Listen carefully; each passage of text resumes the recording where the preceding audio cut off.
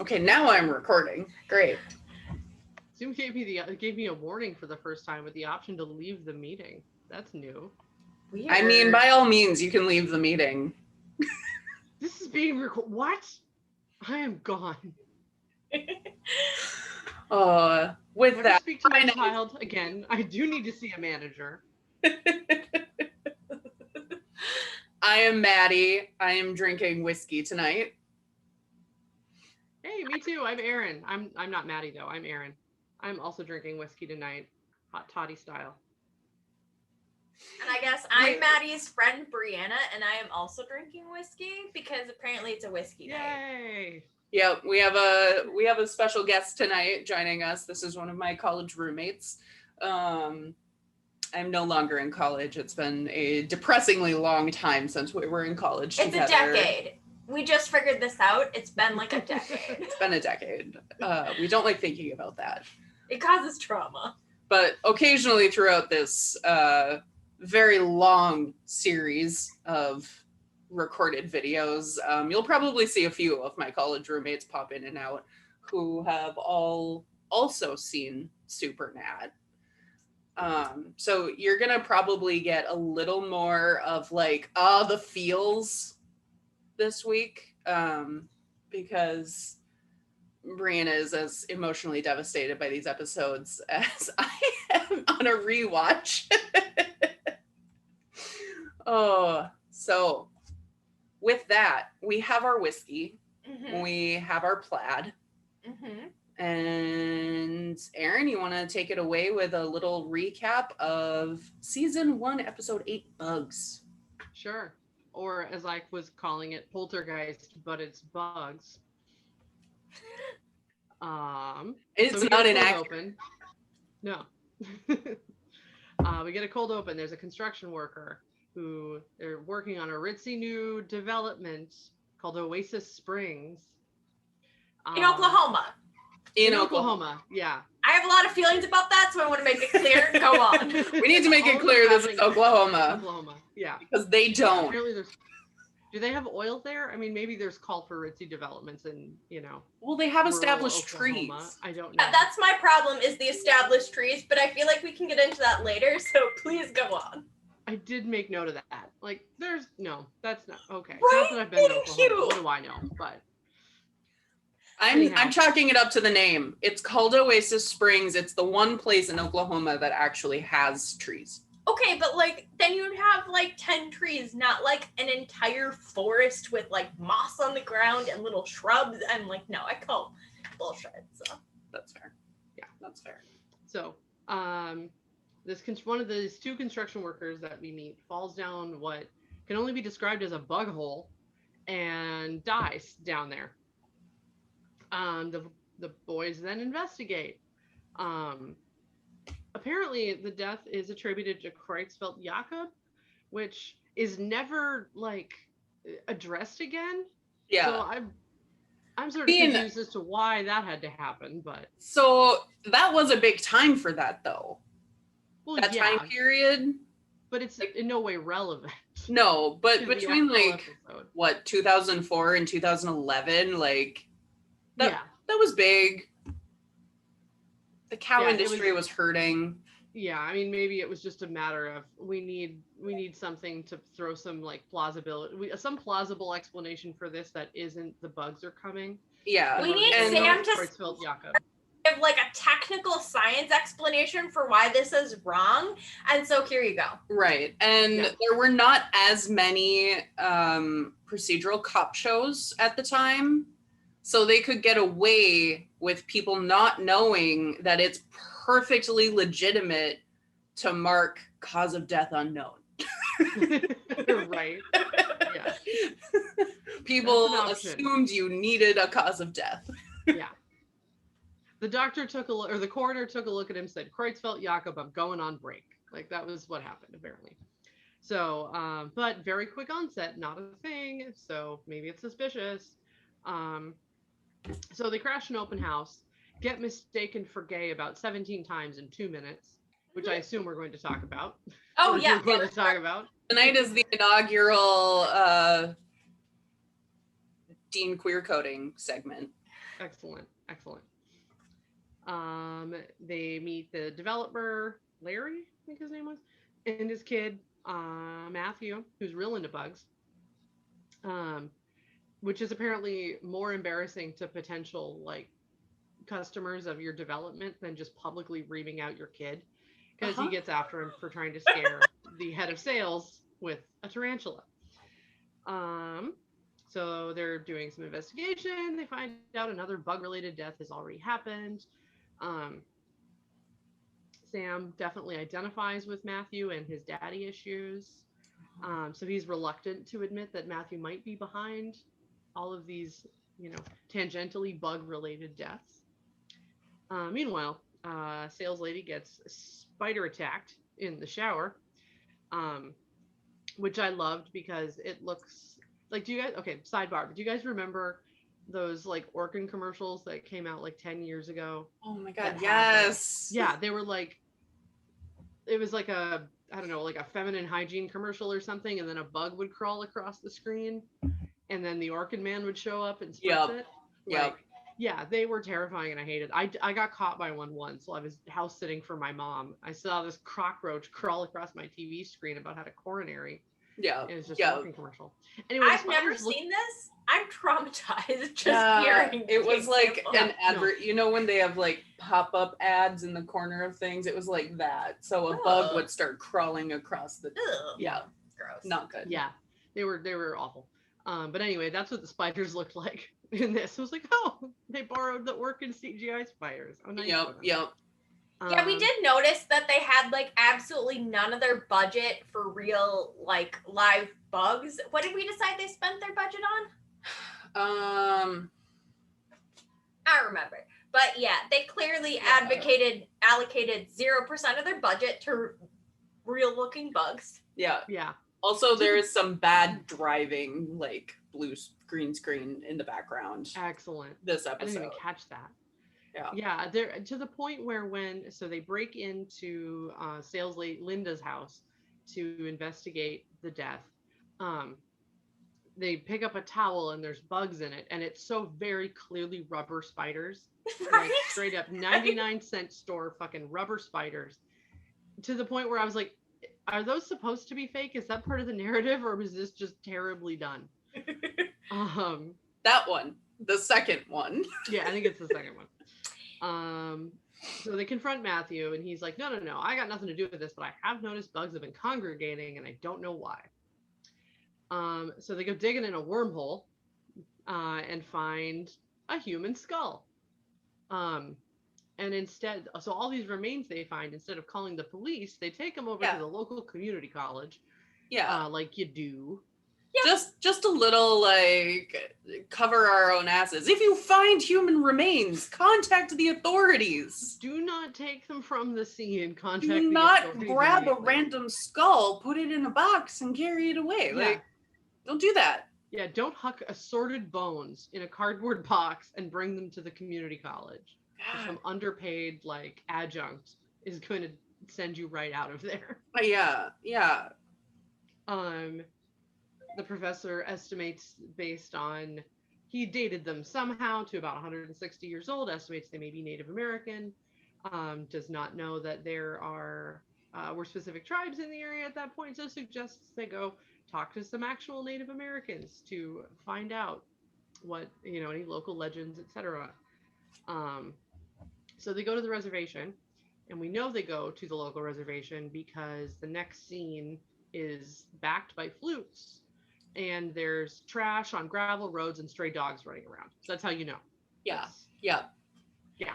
We have a lot of commentary about this. yeah, it's good. It's real good. So they meet this old guy in a diner playing cards, and he tells them the story about a U.S. Army cavalry who massacred a village over the course of 6 days, terrorized them, and then eventually, massacred everyone in this village over the course of a week, essentially. And on the last day, or the last night, the dying chief cursed this land, and said any white man who tries to live here is toast, essentially. They try to warn Larry and the family. We learn that, and the bugs attack. Obviously, the warning does not go well. And basically, it's kind of anticlimactic. There's basically bugs swarm the house. I learned that if you've got enough bugs outside your house, they'll block your cell phone signal, which was information I didn't have before. And there's a big old clouds CGI will bug block fight. your cell phone signal if like there are enough of them. So I will buy that. And in 2005, yes, you Sure, have to 2005 cell remember phones. that this is like, you know, when I would say most people just started getting cell phones. Mhm. we talked about this last time. I was Yeah. like, for the children who do not actually remember this time, the reason you don't see them calling each other very often, the reason you don't see them like texting very often is because you had to pay by the minute and by the text at that time. Unless you had free nights and weekends. That was my mom's. It wasn't even mine that would like look like this. It was like a soap bar in 2005. So yeah, I totally buy the bug cell phone issue happening. That is actually fair. I'll take that. A 2005 cell phone, that's probably an issue. Just a It had the harsh, little antenna that you had to Mine too. remember. a harsh silver wind, Motorola just flip phone with too an much antenna. case on it. Like, Oh God, I feel old. Comes for us all. Anyhow, there's a big CGI bug fight, meaning the bugs swarm the house and leave at sunrise, which is about 5 minutes after sunset. The flaming bug spray. Dean has Yes. flaming bug spray. Was the implication that those are flamethrowers disguised as bug spray, or was there some reason the bug spray was on fire that I did not catch? Dean had a lighter and he was Oh, lighting okay. it, so he was Oh, he spraying the was. propellant, lighting it. But like, I think there were a couple of times where they didn't actually show him lighting the lighter. So There like, were it was quite a hit few or miss. times where he's just yeah, Yeah. yeah. So there were a couple of plot errors there. okay, fair. I missed the initial lighting, I think. Yeah, no, he did. He dug out a lighter. And Matthew decides he's over bugs, and him and his dad have bonded somehow over this traumatic experience. And just like in Poltergeist, they abandon the development. Did he not have a mother? Was that Yeah, she was just woman? barely there. Yeah. Where was she that night? No, She she was was there. there. She was there. Yeah, she was there. Oh. She just didn't say anything or do anything. She was just a piece of womanly So furniture. she was a Yeah. supernet woman. Got it. Yeah. Got it. She came in and went, "What?" And then And then she screamed. wasn't there in the morning. That I am pretty sure. I don't remember. No, that, like, not when they ends. left. Yeah, she wasn't outside. She was She was literally probably not inside important to the cowering. plot, so they forgot about They her. could not use her as some tool to connect with the family, and so No. For some reason, they also decided not to kill her. So she just did nothing. no, they had killed the female realtor. Yeah, in the shower. In the Also, shower. Oh yeah. So like her like being afraid of the bugs and then like slamming herself through the glass. Like, I mean, okay, I'm not afraid of bugs, but like even so, I don't think that I can come up with a scenario where I'm so scared that like my answer to getting away is to like blast myself through like a glass shower position. Superman out of there. Straight head first through the shower. Yeah, like I don't know. Yeah. It had to happen so she could die naked. Like that was the Plot device. also Yeah, it WB, happened for you don't- plot device, and that was it. the crux of it being her and not Larry was Larry is not going to be in any way interesting to watch shower or die naked. Even though this is like, it's WB nudity, so you basically see a hazy back. Yeah.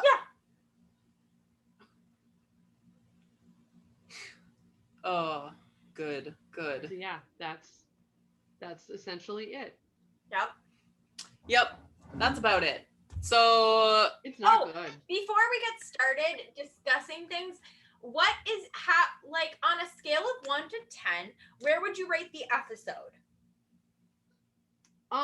Okay, I haven't seen a 10 episode yet, to be fair. I also don't know how bad it can get, so I'd say probably around a 4.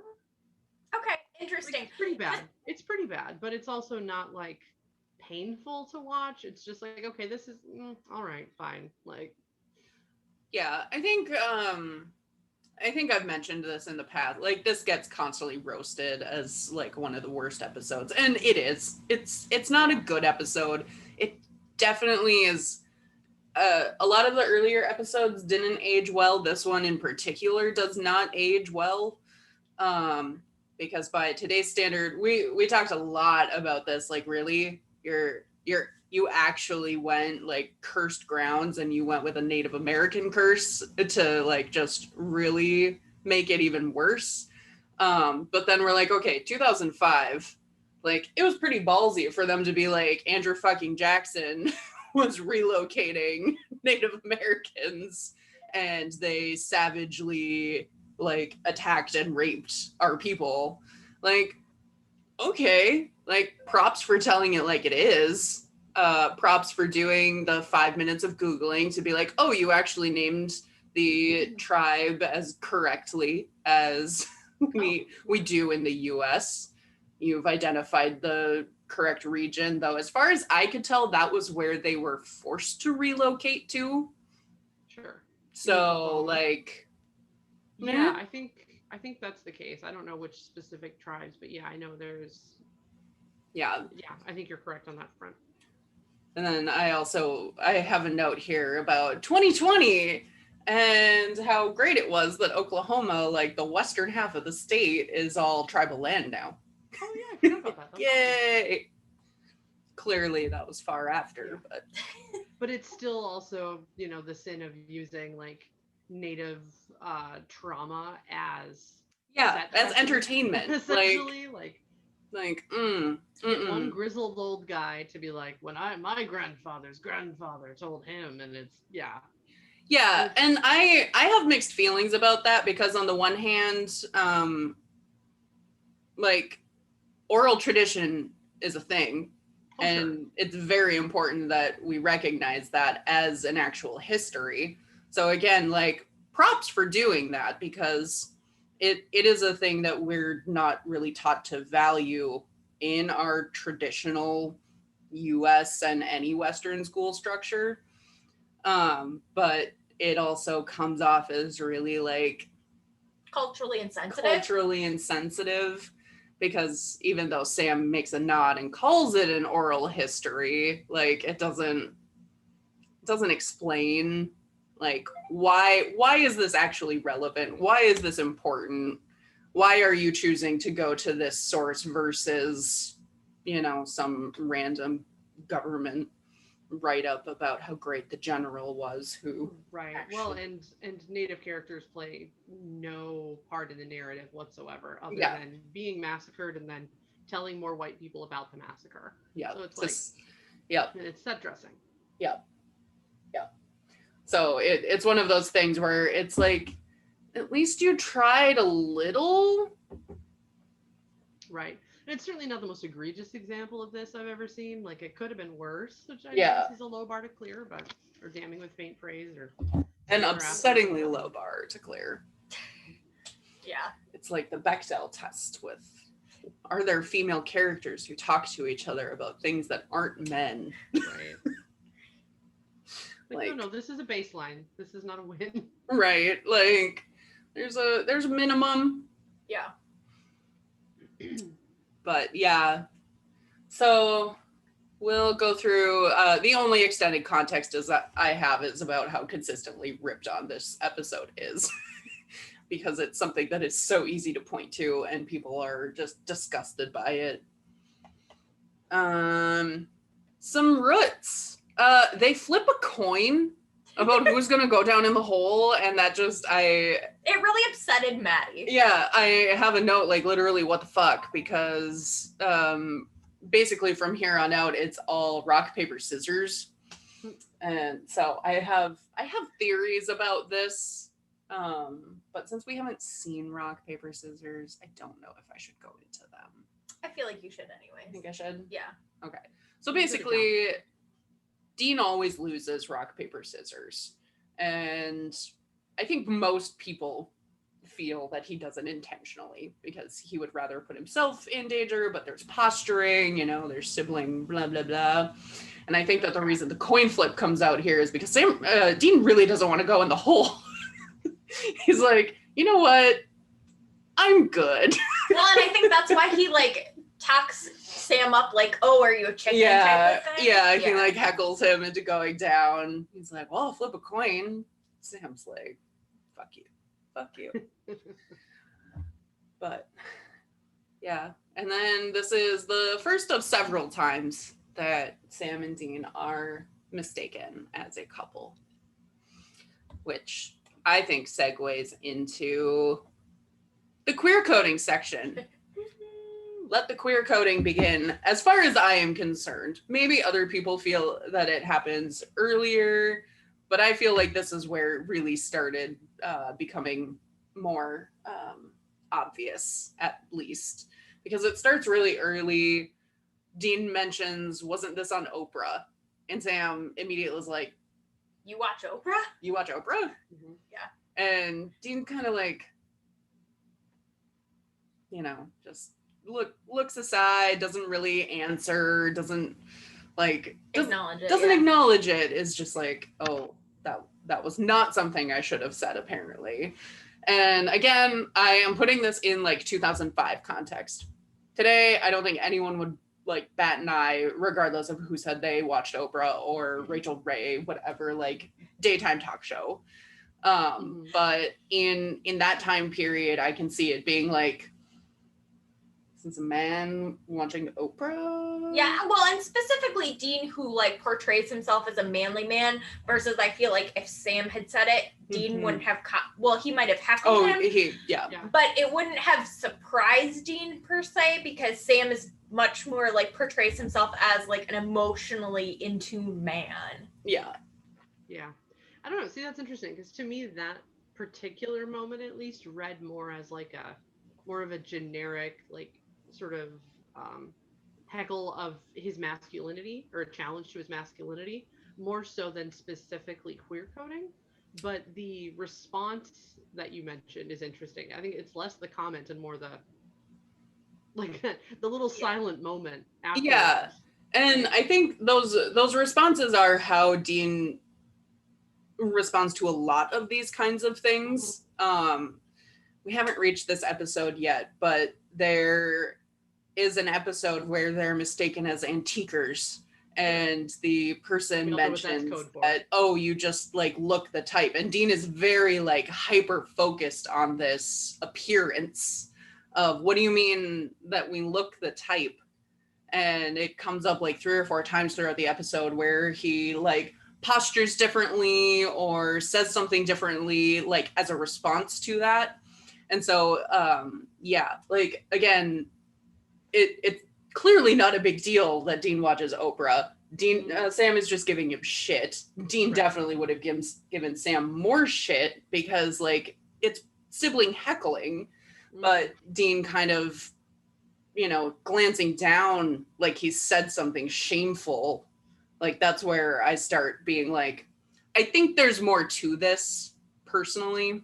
Yeah, and like when they get like mistaken for a couple, Dean just says we're brothers. Like it comes up a few different times, like in various episodes, but I don't think he really ever says, no, I'm not gay in response to that, which I mean, you don't necessarily have to, but his response is typically always we're brothers, which I mean, could be read either way, I suppose. Yeah, because, you know, the knee jerk, like, I'm not gay, could sound like, I think maybe you're responding a little too harshly to this. What's that about? Yeah. And it could be, I do, like, clearly their cover going in was that they were siblings looking for a place for their dad. So maybe that was just like, okay, this is a more logical response to this mistake. I mean, I don't know, because like, okay, so me and my brother like go to random places. Like we've gone to Ashley Furniture, just me and him. And so we get mistaken as a couple. And like, honestly, we don't even correct it because like people don't necessarily expect siblings to go furniture shopping. So it's way easier to just kind of steer into like the mistake or like the miss. Right. Which is what he does the second time in the episode. He like slaps Sam's butt and like Sam's like, what? Yeah. Calls him honey. And that's, it's like, yeah, that is a much more like, lol, these dumbasses. Yeah. Like, that's the response that, when it happens a lot, that's what you think of doing as a sibling. I don't know if you've ever been mistaken as being a couple with your brother, but No, I don't hang out with my brother enough for that to be a possibility. yeah, those are the kind of things that really stood out in this. And like I said, I think they feed into later episodes a little more, and that's why they're a little more like, okay, I'm picking up on this. And it's like, okay, where do you start? What about this character makes you feel this way? Because Dean will never outright say anything that, you know, I'm attracted to this dude, I'm bi. Doesn't say any of that ever. So it's like, okay, why am I so convinced of this? Why is this a like fact and a reality to me? So just kind of picking up those things. So maybe I'm just looking too far into it because of that, but just trying to point out anything, and that's why we're discussing them. Let's see here. Oh, I do have a like weird retcon in here. They describe curses as not being able to be broken, which is a fucking lie. In this universe, they break curses all the time later. Yeah. So I'm like, I'm not really sure why you did this. Well, okay, to be fair to them, they're young babies who don't know anything. And so, like, they would have no idea how to break a curse at this point in their, like, development. So I True. buy it. Yeah. Like, as, like, in their minds, that is a fact because they haven't, like, gained the knowledge to be able to break them. Yeah, that's fair. Well, and there's no real indicator that they did break the curse, right? Like, No, they and just that's what I'm withstood it saying. and Like in then this bounced. episode, they go under this assumption that curses can't be broken at all. Yeah. And how they survive the night at all is clearly just plot. Yeah. We can't kill them. It's only episode 8 and we haven't been canceled yet. So Yeah. maybe that's what this episode was for. If they had been canceled before it, they were just going to kill them. I don't think those bugs were ever going to kill anybody, despite the, legend notwithstanding. They were not actually all that bad. Yeah, right. They would have been like murder hornets had they been canceled at this point. They would have been murder hornets. Okay, they killed that poor lady who killed herself blasting through the glass. Yeah. And the they didn't do any of that on the worst day of the curse. Like, they just sort of swarm a lot. Yeah, and then right. Leave. Yeah. They chew through the phone lines and the power lines somehow, and then bounce. Yep. Also, I don't know how you feel about spoilers. So, like, if you're, I don't know if this is a spoiler because, as Maddie can tell you, I'm not always the best judge. But, like, though I would hazard the worst judge because she doesn't care at all. So, like, if you're very sensitive, block your ears. But, like, our signal, for those of you who are concerned about potential spoilers, come back when we do this. Jazz hands. What I like had a chuckle when they were like talking about something about the Bible. The Bible came up, and then we were like laughing because like we're like, oh, plagues of bugs. Yeah, they call it the biblical plague, swarm of bugs. Yeah, and we just lulled a little bit because of future things that happen. Yeah, it's relevant and it's funny. Yeah. But not until Thor season 4. So, we're good now. We're good. Come back. Let's see. So Dean in showers is my last really like. I did like Dean that. Loves moment. his steam shower. I appreciate that they broke into this house so he could use it. Sam appeared to give him a shot to the crotch on the way into the garage, which is like, was that scripted or was that just Jared? And I'm about 95% on the it was just Jared. I would 100% buy that. Yeah. Based on the shit they do. Yeah.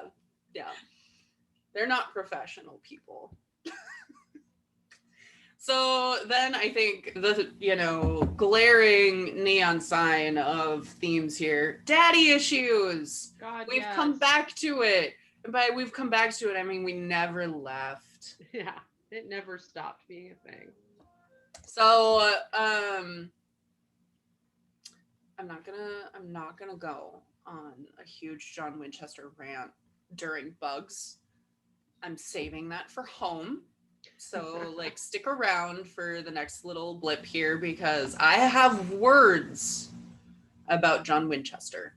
We have lots of thoughts and feelings. Many, many thoughts and feelings about John Winchester. But I found it interesting that clearly Dean's got some heavy repression going on, or he is lying to Sam about what he feels about their childhood. Because he's like, Dad never yelled at us like that. I'm like, literally half the words he said to you were yelling. Well, and like literally the next episode, Dean starts to change his tune, and like I don't know. Yeah, it's strange how they played with that dynamic here because they're very grass is always greener for the other sibling. The other sibling is always liked best. Mhm. And like Sam feels that Dean was always like perfect kid, never got yelled at. He got all of the yelling. Okay, but I feel like this is the only episode that Sam really says this, and then the rest of the time it's the reverse. Yeah, exactly. So I feel like, I don't know, like on the one hand, I will give them like some benefit of the doubt. This is very early on. Dean has only like not seen his dad for like 2 weeks, and him and Sam just got back together. And so, I don't know, they're reforming their dynamic, but like, Yeah. I find it interesting how their kind of narratives around John changed like after this episode. Yeah. Yeah. Because like we know, I think this is not the first time they've talked about Sam leaving, right? No, I don't think so. But this is the first time I think we get a little more detail about what that night looked like. Right. And it's like, okay, so Sam and John had a yelling match. And as far as we can tell, Dean was standing there just listening to this and didn't like do anything or say anything. It's hard to tell. We know Dean has a history of not talking during trauma. So like maybe he just didn't talk for a while. Hard to know. I was saying I really wish that at some point during the series they had filmed what that like scene looked like. I want to see it because my biggest question, I think we talked about this last time. Like my biggest question is, did he ask Dean to go with him? What did he say to Dean? What did he do in that? Because I really can't see a single scenario where Dean actually chooses John over Sam. Like it doesn't make any sense, even though like, yeah, it's a little rocky here. They have a breakup in a couple episodes, but again, it's Sam leaving in that case too. So I wonder what that looked like so much, and I wish that we would get a filming of it. I want to know. Based on what I've seen here so far, honestly, I could see him saying no, because at least again from this point forward, at least, or from this point whatever, like the daddy issues are strong, and like the oldest child desire to please, need to please thing is very strong, and I could see that sort of impetus overriding I love my brother and want to keep him safe. I mean, yes, but also just like moving forward, they like form such a like strong. Dean is always protective of Sam, and Dean was the one who kind of pseudo raised Sam, that like I don't know, it's like I get what you're saying, but it still kind of leaves this lingering question. Mm-hmm. Right. And it's interesting that it's not until like kind of this episode is being resolved. Is this one right? It's not. he tells Sam he carried him out of the fire, or was that in Home? That's the next one, I think. That's in the Yeah, it next wasn't one. this one. No. Because I still think it's relevant to this conversation, and since we're going to cover it, in the next hour here, whatever, it's interesting that Sam didn't know that tidbit, and I think that that's a lot of context that we don't have yet in this episode. So, like, okay, I agree. The daddy issues are strong. Like, it's the central theme of the show. And Dean's role as peacekeeper between them was clearly so strong. And there's some ill-begotten loyalty to Mary's memory, I suppose. Like, avenge. Like, you were 4. It's not your fight.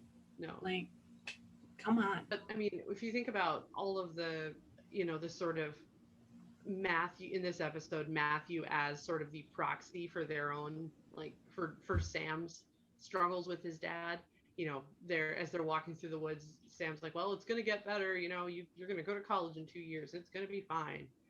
And, Dean has to pipe in. That's bad advice. Why are you telling this kid to leave? He should stay with his family. Yeah. At this point, at least, it feels like that impetus is still really strong with him. Yeah. Because you're like you said, he's the peacekeeper, right? Like, Sam's the one who broke up the band. Yeah. And Yeah. it seems like there's still quite a bit of resentment around that. Oh, for sure. Yeah. Oh, for sure. And again, that's why I'm like, where does that resentment really come from? Is it because Sam didn't ask him to go?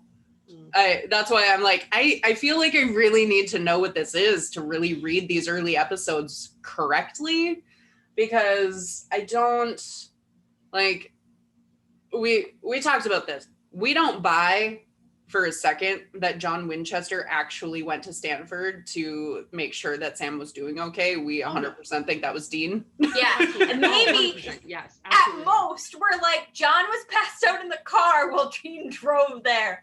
Yes. Like, They were in Vegas. Dean got John drunk. Boop, boop, boop, boop. Yeah. No, I buy into that 100%. Yeah. Because it also doesn't make sense. He's like, oh, Dad really cared about you and wanted, he was just so afraid that if you went away, you wouldn't be safe without him. And then he just fucking bounces anyway. Like, yeah.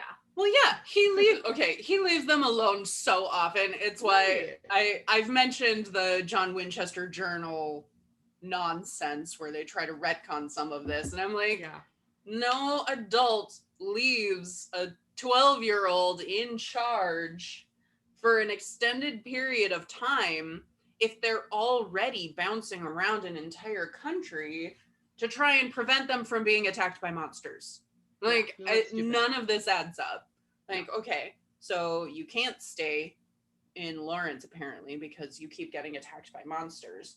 So you're going to drive all around the country hoping the monsters don't get you, but then you're going to leave your children, like, unattended for days at a time? Like, no, I don't buy it. It's all nonsense.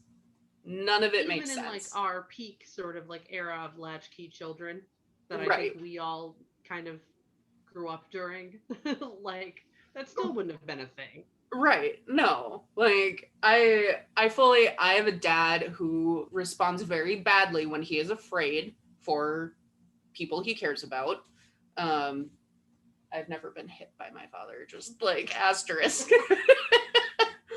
But he does. He responds in a way that it's like, this isn't okay. We need to figure out better ways to, process our fear and, talk about it and let other people know why. So, like, from that respect, I fully understand that, sometimes people yell. Sometimes people do a lot of really bad things when they're afraid for the people they care about. But it doesn't seem, everything that we see about John, everything we've heard so far, it's like, none of that makes sense. None of it adds up. Well, and as this episode, takes, a lot of effort to remind us, Dean's a liar. So. They say it just out front in this episode. You're lying. Truth Although, is, I will say, who starts sentences with truth is? Liars. Although I will say, I thought it was funny that, like, there's that, oh, I like him. He doesn't lie. Like, Sam lies just as much as Dean does. They're just less, like, far-fetched. Literally, the first, like, 4 or 5 episodes are Dean ragging on Sam for lying to everyone. Yeah. Like, was that not the whole premise of Skin and Bloody Mary? Yes. And even the pilot was like, Sam lied to everyone. Yeah. Or, you know, oh, we were just driving through the neighborhood and thought we'd stop in. No, you weren't. You went here on purpose. Yeah, like That's why? no less of a lie than we're with the feds, except one will get you arrested and one Right. won't. And if this is some bullshit like pure of heart lying, or maybe Dean is lying about being straight. There it is. Dean's entire existence is lying because he is not truthful. Well, is he lying? He just never really states one way or the other. Says it. Yeah. Yeah. It's not living It's his a lie truth. of omission. It's not living his truth, Sure. Yeah. or what I perceive to be his truth.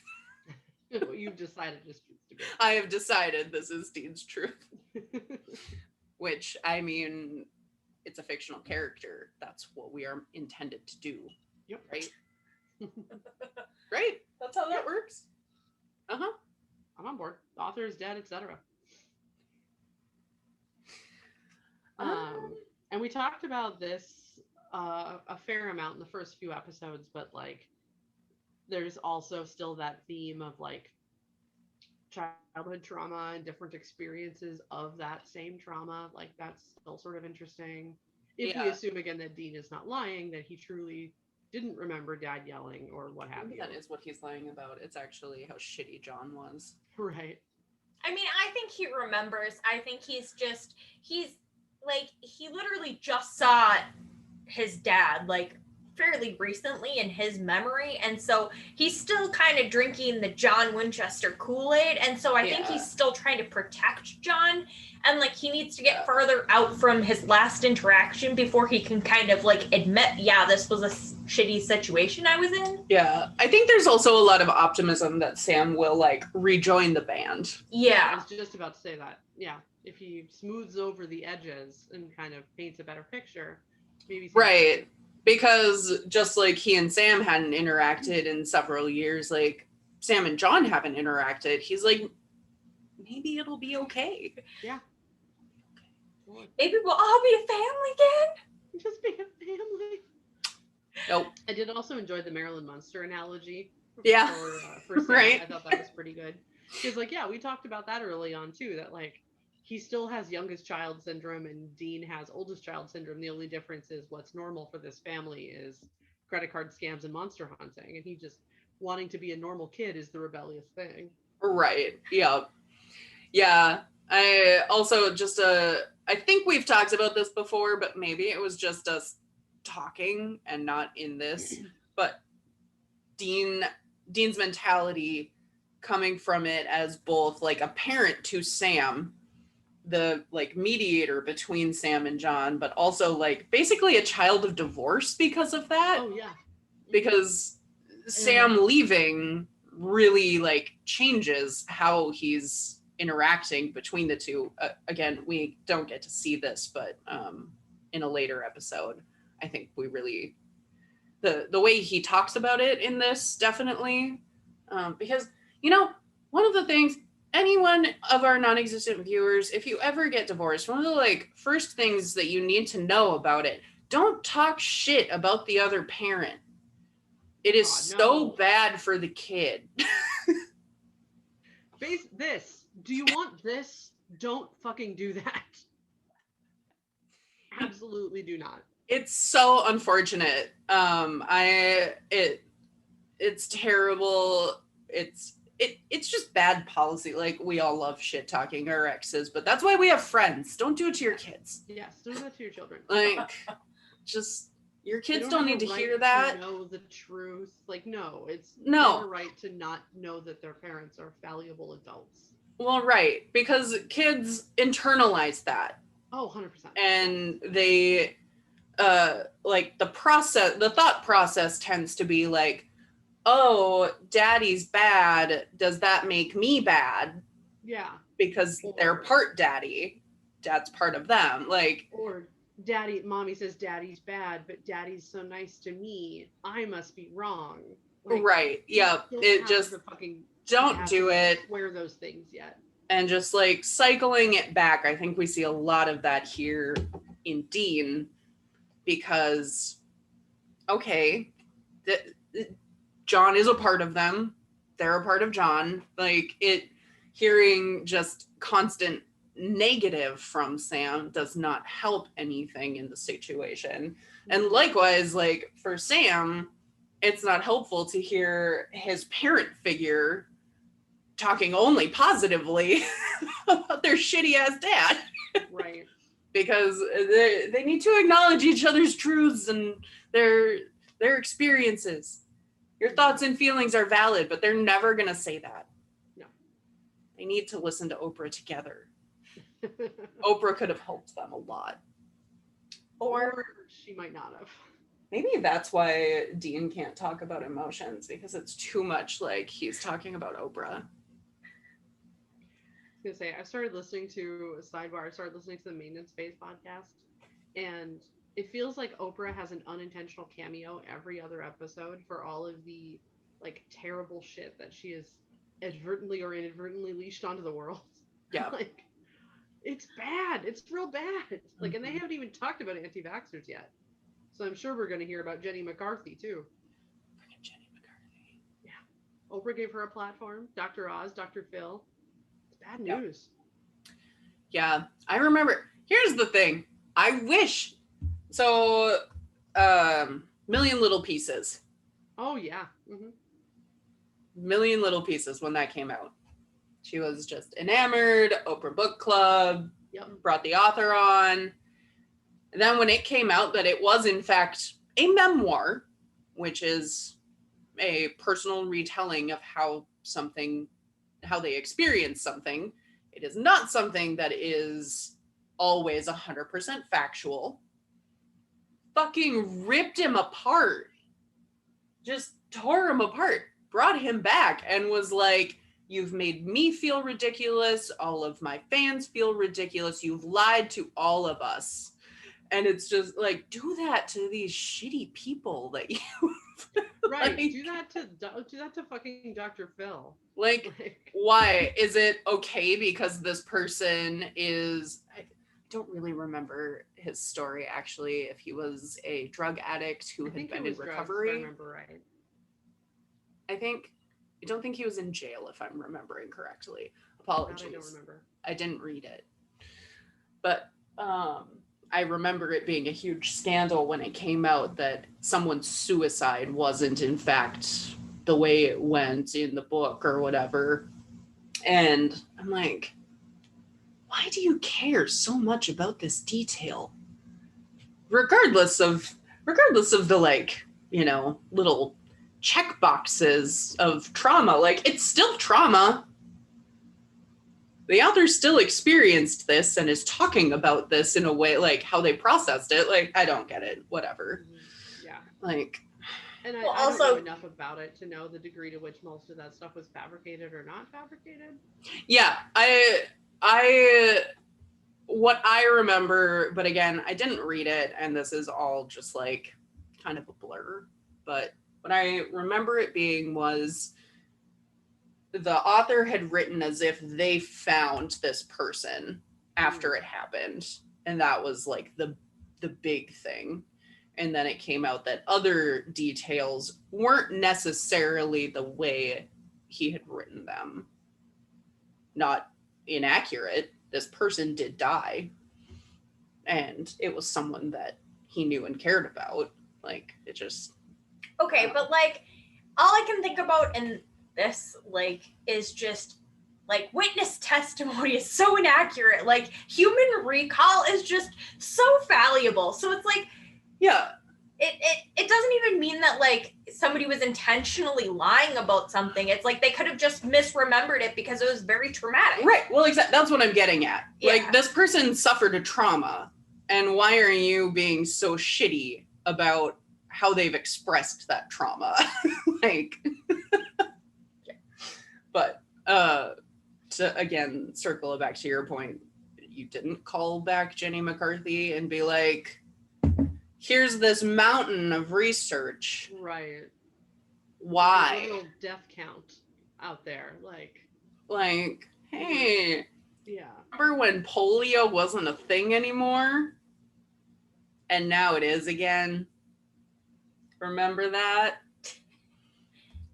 But yeah, like if you've got a platform like that and you're going to give other people that space, like hold them accountable, like you did the drug addict that you gave a platform, Right. which was something that is sorely needed in this country. Like, hey, we need better ways to handle this. Oh. We sure do. Yeah. Oh, that was a tangent again, only slightly related. It was completely unrelated.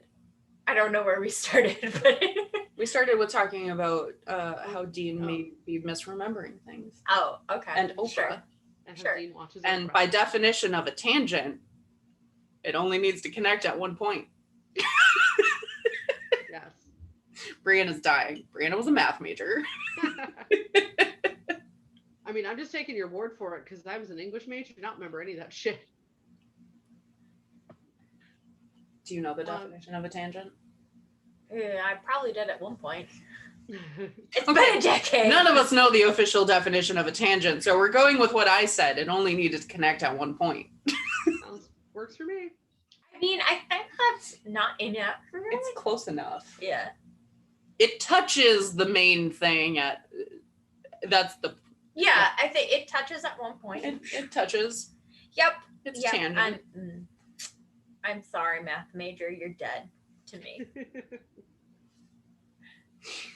Until It's been a decade. just wait until she gets on a rant and she'll end it with Kiwi fucking D. That's Kiwi motherfucking D. Yeah. Get it right. Kiwi motherfucking D. Like I read in a Supernatural rant one time, as Yeah. is so fitting. I don't know who you are, but you wrote a good point about Dean Cass Mm-hmm. Do you remember that? in 2010. So- we're so old. For anyone who doesn't know what QED means, basically it's I ended the proof. Like I set out and accomplished what I meant to in the proof. I have proved the thing. yep. So in longer math, you have to prove how something works. And it's always kind of funny. Aaron, I don't know. I'm curious if you would be willing to like do this one day. This is unrelated to Supernat at all. But Well, it as would an feel English ridiculous. major, I learned, I was not an English major, but when I was in high school and taking a calculus class and like AP English or whatever, one of the things that they say, learn how to write a sentence in calculus, because they make you write out your argument in such a way that it is always going to be a complete sentence and it's always going to be like argumentatively sound. So it's like if you are trying to prove a point and you're trying to structure a sentence, like this is actually one of the best ways to learn that. Well, the only thing I remember from calculus is that u plus me equals us. Calculus. No, I have literally no idea what you're talking about. Oh God, there was many years ago. There was an MTV like boy band parody show called Together, and that was their Right. song. It was called Calculus (parentheses u plus me equals us). It's not calculus. Just what Chris says every time I sing that to him. It's not calculus, it's arithmetic. It's not calculus. Which At makes it most even it's better. algebra. All right. Yeah, if it's not abundantly clear, I never took calculus. It's okay. I'm not as much of a fan of calculus as I am geometry. Geometry has my heart. Ooh, I did not like it. Did not like it. It's what has the proofs. Geometry has a lot of the proofs, and like I don't know, geometry's just fun.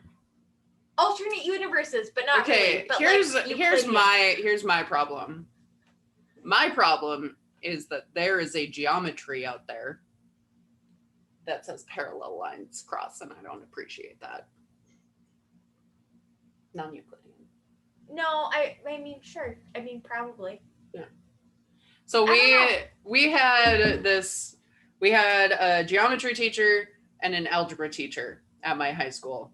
I mean, we had a couple of both, but the two I had those classes from are the ones in this story. And the algebra teacher would at least once a day stop into the geometry class and remind the geometry teacher that parallel lines cross, which just like, don't do that to freshmen in high school. Well, also you can have like a sphere doesn't have parallel lines; they don't exist. Right. Yep.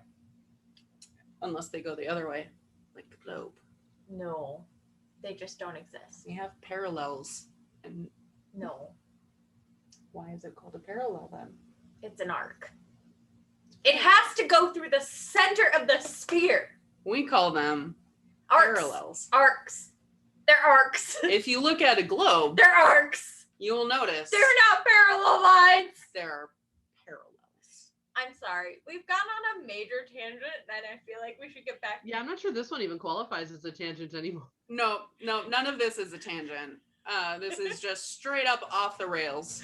We'll get back to what QED means at the end of this. Will we? We will. Okay. I promise. Sure.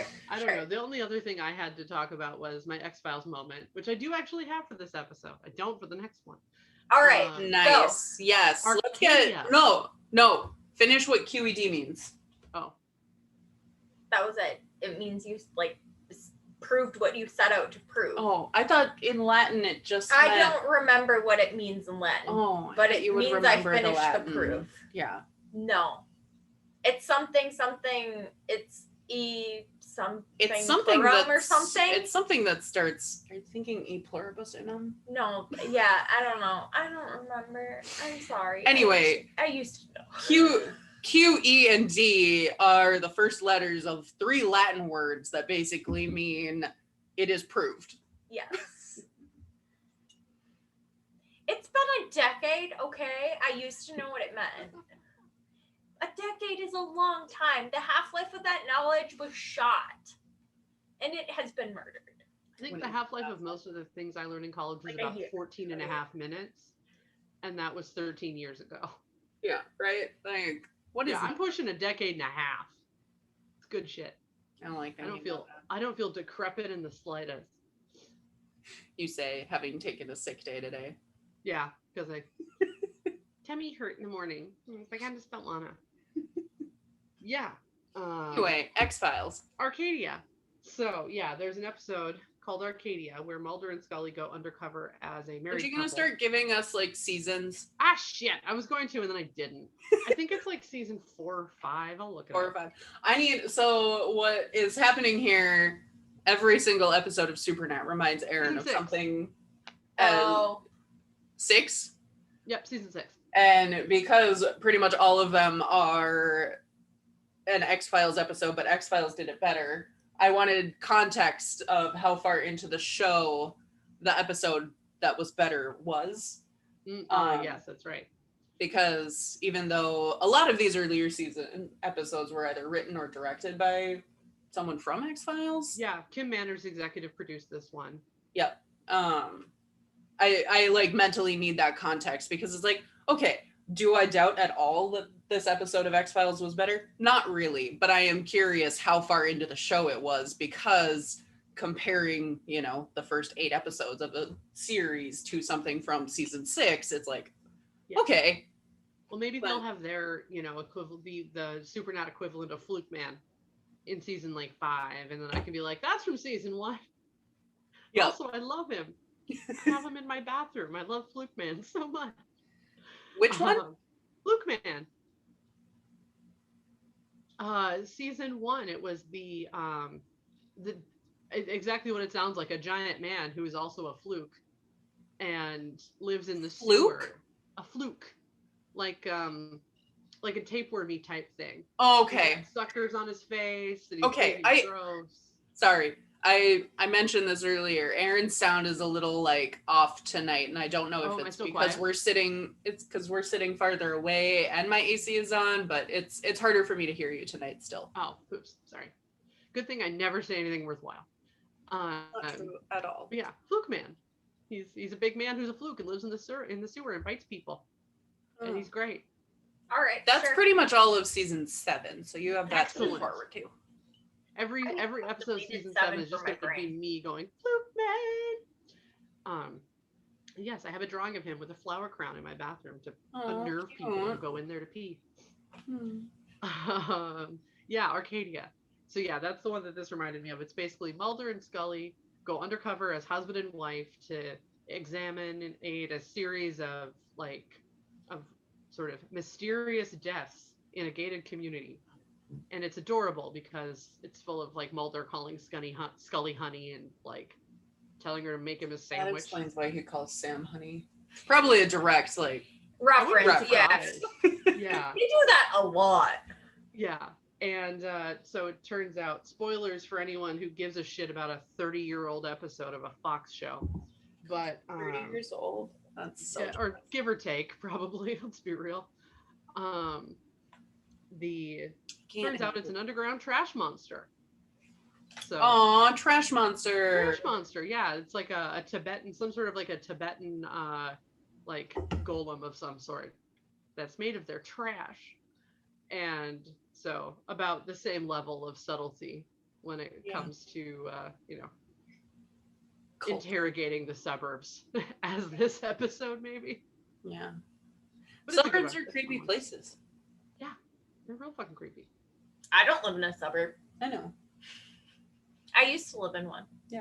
You grew up in one. Mhm. They're creepy places. When you ever like take out like or fill out like a survey or something and it asks if you live like urban, rural, or suburban, I never really know what to put because we're surrounded by rural. I put rural. Yeah, but we're in the biggest city in this rural place, but it feels very suburban. But like, okay, just does thinking about this area as the like cultural and business hub of the region depress you? Yeah. Put rural. That being said, though, we're basically at a least suburb of It's a Minneapolis. suburb. Actually that's true. I think It's I think I do usually put suburb It's because it's 100 more like a suburb. Of Minneapolis. It's a 250 mile suburb. It's 4 hours away from the actual like nearest place, but Junkyard won an award for best suburban brewery We're last year. so close. Yeah, Junkyard won an award for like best suburban brewery from the Minneapolis City Pages last year. Like, that sounds about right.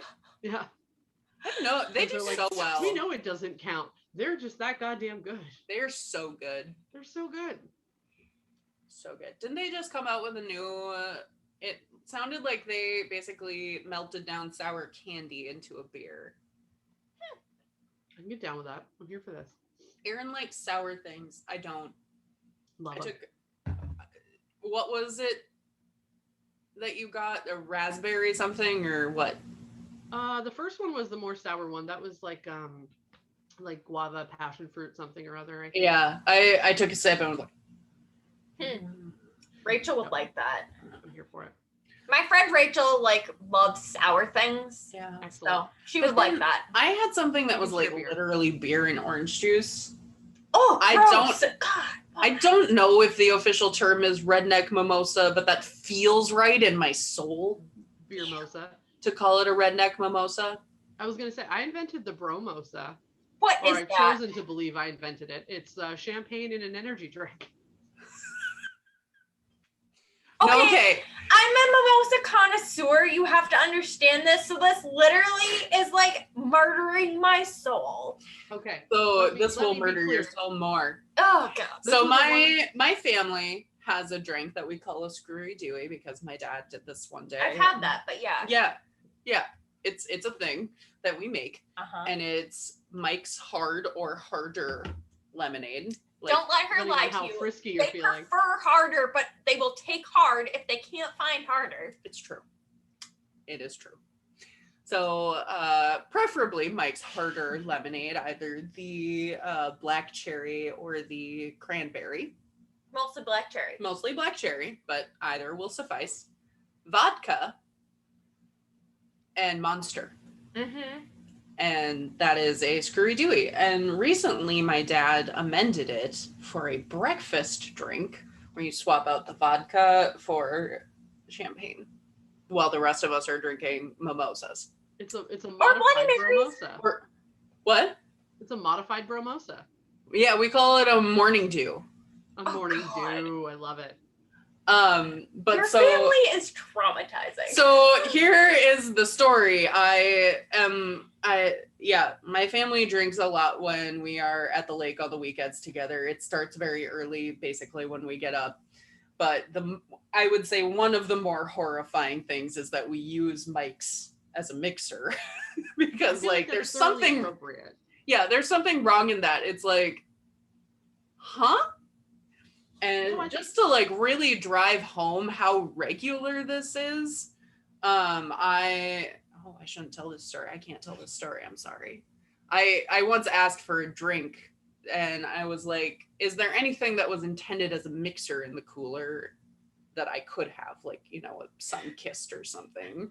And the first response I get is, we have mics. I That don't know, sounds I feel like that's exactly like appropriate. your family.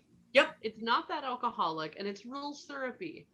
Like, I Like- see no issue well, like, with this. Yeah, we don't. I don't drink mics like straight anymore. It has to be mixed with something because Right. it is really sweet. It is really syrupy, but like to that same effect, it's carbonated. How different is it than a grape soda? Well, about as a 4% mixture. different. Like as a mixer? 4.5% roughly. Yeah, That's 4.5%. Like, Yeah. So No. anyone like I'm not saying that I recommend doing that. Don't do that. It's bad for you. But like that's my All I will opinion. say is the Bromosa was a very specific morning where I had to be up very early, and also drinking was involved. So it was a product of necessity. Was it at your old job? No, it was not. No, my boyfriend at the time was playing the Fargo Marathon, like his band was playing along the parade or the marathon route, and that starts quite early. And obviously I had to be there because reasons. Like, Those reasons were wrong. You didn't need to be there. yeah, I thought I did. All I But- can think of when you say you needed to start drinking really early, I was like, Gish? Yeah. Like, that's my first response. Or you just never stopped I was gonna drinking. say, I would hurt myself so much more during Gish if I drank a lot during it. Like when I made that dress out of Sewing together lettuce, I would romaine have stabbed Wasted. myself. Speaking of parents who drink bizarrely, my dad drinks pretty much like exclusively Franzia Chardonnay. Okay. That he's got kind of a weird, like, compulsive habit of saving fast food, like big gulp type cups. Like he'll get a fast food meal with the giant soda and save the big plastic giant soda cup because that's a Okay. wine glass. Oh no. Oh, man shard. Yeah. Yeah, goes into the freezer. Does not have a proper ice cube tray, mind you. He has not that he couldn't get one if he wanted to, but he's got a 1 cup measuring cup that the handle fell off. So that's an ice cube tray. And so he fills that with water and puts it in the freezer, takes that out, pops that into the big gulp cup and turns the spigot on the Franzia. That's an evening. That's an evening. Like I'm not gonna Aaron, lie, I feel like your dad is my dad- spirit animal. your dad is stunning. Your dad, like, He's a remarkable individual. because these stories, I'm just like, That is my spirit animal, except for replace the like Chardonnay with like champagne and yes. Yeah, Brianna he's quite came young. up. So it's oh god, it is 6 months to the day since the Supernat finale. We are definitely not watching it tonight now that I have realized that. Oh, no. You say that, Were you but planning maybe. on it? I have to work tomorrow. I can't get that drunk tonight. I was gonna say maybe you guys should watch. Maybe we should not record a second episode. That way you guys can watch it and you have like time. No. Time to. I No, we're really gonna- need to process my feelings still. We processed them last night when we were walking around. No, we didn't. I mean, we kind of did. We processed like 1%. Calm down. Yeah. So much more processing to be done. We still message each other just like, I'm mad. Uh-huh. I'm mad about this.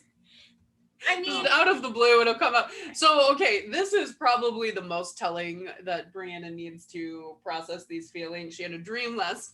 oh yeah, I had a dream where they like did a movie or like a one-off episode or something where they basically just redid the ending because fixed they're it. like, wait, this is shit. We need to fix this. We need to like make this right. So they like redid it in my dream, and I mean it was better because it, you know, anything could be better. They fixed it. From what I hear. The last episode is dead to us. I'm convincing Maddie slowly over time to delete it from her brain, like Sherlock theory it out. It doesn't need to exist in your brain. It's Yeah, you can. using up valuable space that could be used for happier emotions. It just doesn't work for me. It's like, okay, could I erase the entire Harry Potter epilogue chapter from like what I accept as canon? I Yes. could, but I Yes. still know it's there. I know it's out there and I know someone accepts it. Yeah, they're wrong. They're wrong. Someone out there loves the finale. Okay, yeah. It and could be Aaron. We don't know yet. I am gonna bet it's not, but we'll I- see. I I'm mean, gonna tell you now that if you like it, we're not gonna respect your opinion, and you're also wrong. I don't- Have you I been don't told know that it. reference? I think I So do. here's one of the problems with meeting up with your college roommates is there's a lot of history that they have context for that no one else does. There is shorthand in the room. And like, in college, we were sitting around and somebody said something, and Maddie was like, I don't respect your opinion, and you're wrong. Oh no, I do know this. Yes, yes, I do. So forevermore, like if Maddie says something, I'm like, do you respect their opinion and they're wrong, or do you not respect their opinion? Yeah. We don't respect the supernatural last episode's opinion. Yeah, definitely not. They're It wrong. is wrong. It is wrong. It is my opinion, but like we'll get there when we get there. We'll get there when we get there. And I'll say, not that everything is the X-Files, but everything is the X-Files. I feel very similar. I'm very similar to Brianna about the X-Files finale in that I just pretend it did not happen. Yeah. It And- just I wish that worked for me because I can like again to use Harry Potter as a very easy example, like the epilogue gone. Yeah. But I still know that it's there, and I still know that there are people. Well, one of our other college roommates that we actually don't talk to anymore. Not because of this, but it was a telling sign, I think. Is this the person whose opinion you did not respect and also they were wrong? I No. honestly don't even remember. Who was it? Oh, it was Chelsea. It was so there's this anime called Full Metal Alchemist, and I believe it was about a pairing that she was into in that. And it just is not something that made sense to me. I literally don't remember any of the context of what happened. I just remember that. Yeah, quote. if I had to hazard a guess, there was Rainjoy was this fanfic author, and a couple of our friends were like in love with their fan fiction. Bobby and Chelsea, and they were writing an Ed And Roy. an Ed, yep, an Ed Roy fic. Yeah, they're hard into Ed Roy. Yeah, and it had just come out with a new chapter after like months of radio silence from this author. And I was like, what the fuck is the big deal? And they're like, it's Ed and it's Roy. And I'm like, nah. Nah. Clearly, I have very strong opinions about pairings in random fandoms. I mean, doesn't mean they're not justified. Yeah. Just because the opinions are strong. By all means, like I am sure that fanfic was amazing. Oh no, I meant your opinions. It doesn't mean your opinions aren't justified just because they're strong. Yeah, right. But to that same effect, their opinions are justified. Even if I don't say that really begrudgingly. I know. Yeah. I mean, I did that on That purpose. hurt. That hurt a little, didn't it? Okay, but like the last episode of Supernatural, I mean, I have friends who like it and I love them, but they're still wrong. And that does not make their opinions right. Like, we will not be talking about the finale at all when we're recording about Home. That is a hard line that we need to not cross, because I said before we started this, I was like, we can't say a lot. I am trying really hard not to influence Aaron's viewing. But I know there are at least 3 or 4 things that probably never stood a chance. I'm okay with that. I mean, I think that, like, in this case, I think influencing your opinion is not a bad thing. Right. Yeah, I mean, I suspect that most of the things. What? I said you're managing my expectations. Yes, Yeah. Exactly. I also think I am probably just anticipating you having similar thoughts about a lot of these things, because a lot of them, it's not hiding. A lot of it's not hiding anywhere, but that's why we have this dynamic, is because you're right. Dean watching Oprah, probably not intended to be queer coding, but there's kind of a shifty reaction to Sam calling him out on it, and you wonder, what's that about? Yeah. Like, things like that. Yeah. And you can talk me off ledges. Sure. But you'll know that I've like hit fandom when you find me on my own ledge. Yeah, right. That's gonna work. That hill you'll die on for Yep. Supernat theory. Yep. I'll probably develop one. At least one. I mean, it could just be as similar as season 6 can go jump off a cliff. Mm-hmm. Something like that. Okay, but there were some good episodes. I know. I was just picking Yeah. an easier example of, like, there are a lot of, or even frankly, there are a lot of people who just stopped watching after season 5. Yep. And like nothing after that exists to them. It did Like, get a lot more fan servicey after season 5. Yeah. Which, I mean, is both good and bad depending on your opinion and what you liked about the show. Yeah.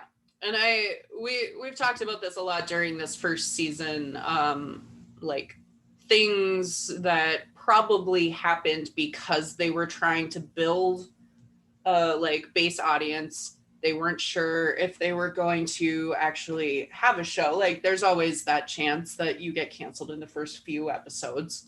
Right. Like, how much can you actually do in the show? And when they were picked up for seasons 2 to 5, it's easier. Like, storytelling becomes easier if you know what you're working with or what you like need to work within. Yeah. So when you know, for example, that you only have 1 season left, you need to manage your time more wisely than the Supernatural writers did. But, you know, when you're going into something like this, like I said, it could very well be that they were planning to kill them in Bugs. You don't know, because maybe they thought by that point they'd be canceled. Like, it's hard to know what the thought process and decision making process was in that early season, and it becomes much easier to see how they're building an actual story and characters when they have time. Yeah. with that, I think we're gonna do our little sign off here. I need more whiskey. So this has been Bugs, and a lot of random math and alcohol talk as well. Yeah. Expect more of both of those subjects when we discuss home, because we're going to go right into that after we refill our drinks. That's what happens when Maddie invites her college friends. For like really, really deep, insightful, possibly emotional. Not that you're not going to make this emotional, but Becca is going to be more. Becca's a little more emotional about how she interprets things. Yeah. One day she'll be one of our guests. I think that's a fair statement. Yeah. I don't know. Well, she gets more impassioned. I Yeah. could be rational. She has a lot of thoughts and feelings. I mean, we all do. We have a lot of thoughts and feelings about this show. But she, has more, deeper, stronger, truly, madly, deeply. Harder, better, faster. Yeah. Bionic woman of supernat interpretation. Well, thank you, non-existent viewers, for not Yes, thank you, watching. non-existent viewers, for tuning in to listen about bugs. Not tuning in to listen about bugs. Yeah, not tuning in to Being listen about non-existent bugs. viewers. I'm sure, I don't know if the non-existent viewers are going to watch these after they've watched the episodes, or if we're going to just talk them out of ever watching the episodes. It's hard to know. I imagine that you would only find something like this either because you know me or Aaron, or because you are really like deep in it and need some kind of like supernat analysis. Leave a non-existent comment and tell us, why are you here? Yeah. Why are you here? What brings you here? Why are you not here? today? Why are you not here? But Anyhow. all right. Well, we will be back to discuss home shortly. Bye. Bye.